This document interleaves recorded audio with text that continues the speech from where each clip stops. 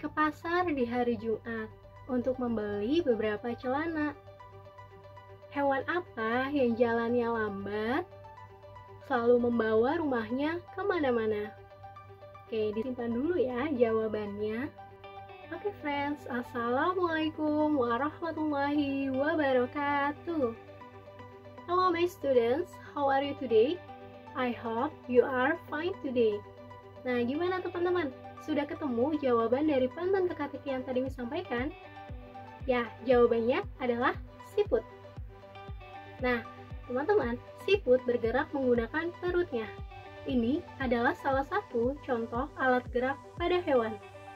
Dan hari ini kita akan belajar mengenai alat gerak pada hewan vertebrata dan avertebrata.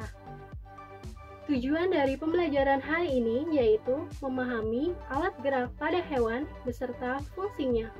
Okay friends, before we start our lesson, recite basmalah together. Bismillahirrahmanirrahim.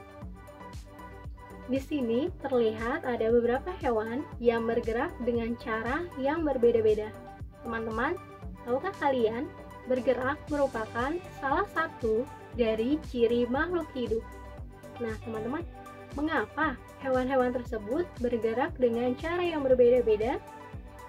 Ya, karena mereka memiliki alat gerak yang berbeda. Alat gerak dibagi menjadi dua. Yang pertama, alat gerak pasif. Yang kedua, alat gerak aktif. Tulang termasuk alat gerak pasif. Mengapa? Karena tulang tidak dapat bergerak dengan sendirinya.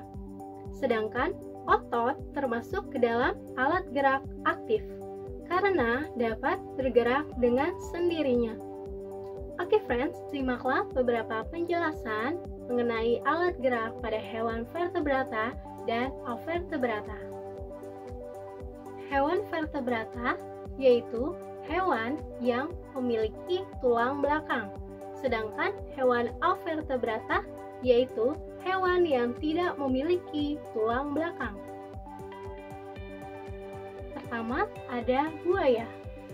Buaya bergerak dengan menggunakan dua pasang kakinya dan juga perutnya. Alat gerak ini berfungsi untuk berpindah tempat. Buaya ini termasuk dalam golongan hewan vertebrata. Mengapa? Karena buaya memiliki tulang belakang. Yang kedua adalah burung. Burung bergerak menggunakan sayap dan kakinya. Alat gerak ini berfungsi untuk terbang dan juga hinggap saat burung berada di tanah ataupun di pohon. Burung termasuk golongan hewan vertebrata. Yang ketiga ada sapi. Sapi bergerak menggunakan dua pasang kakinya. Alat gerak ini berfungsi untuk berpindah tempat. Sapi termasuk ke dalam golongan hewan vertebrata. Kemudian ada ular. Ular bergerak menggunakan otot perutnya. Alat gerak ini berfungsi untuk berpindah tempat dan juga ular termasuk golongan hewan vertebrata. Yang kelima ada ubur-ubur. Ubur-ubur bergerak menggunakan tentakel yang berfungsi untuk berpindah tempat.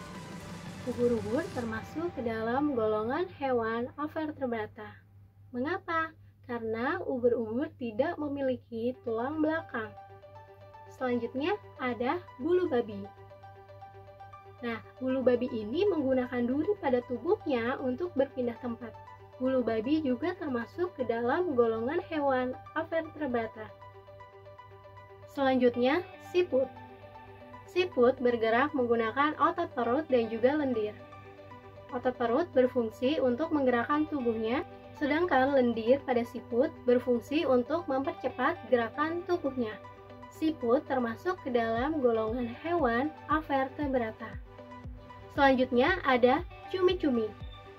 Cumi-cumi bergerak menggunakan tentakel. Tentakel ini berfungsi untuk berpindah tempat dan juga menangkap mangsanya. Cumi-cumi termasuk ke dalam hewan avertebrata. Nah, teman-teman, ternyata setiap hewan memiliki alat gerak beserta fungsi yang berbeda-beda. Selanjutnya, kalian diminta untuk mengerjakan worksheet nomor 4 yang berjudul alat gerak hewan vertebrata dan avertebrata. Silakan kalian isi sesuai dengan penjelasan yang tadi sudah disampaikan. Friends, jawablah pertanyaan berikut ini dan tuliskan di kolom komentar ya. Pertanyaannya yaitu, tuliskan 3 hewan yang termasuk golongan vertebrata. Oke teman-teman, bagaimana pembelajaran hari ini? Semoga ilmu yang kita dapatkan menjadi bermanfaat ya. Jika kalian ada pertanyaan, silakan kalian bertanya di pertemuan selanjutnya. Demikian pembelajaran kita hari ini. Semoga ilmu yang kita dapatkan bermanfaat untuk kita semua. All of you recite hamdalah together. Alhamdulillahirabbil alamin. Thank you for today. See you next week. Wassalamualaikum warahmatullahi wabarakatuh.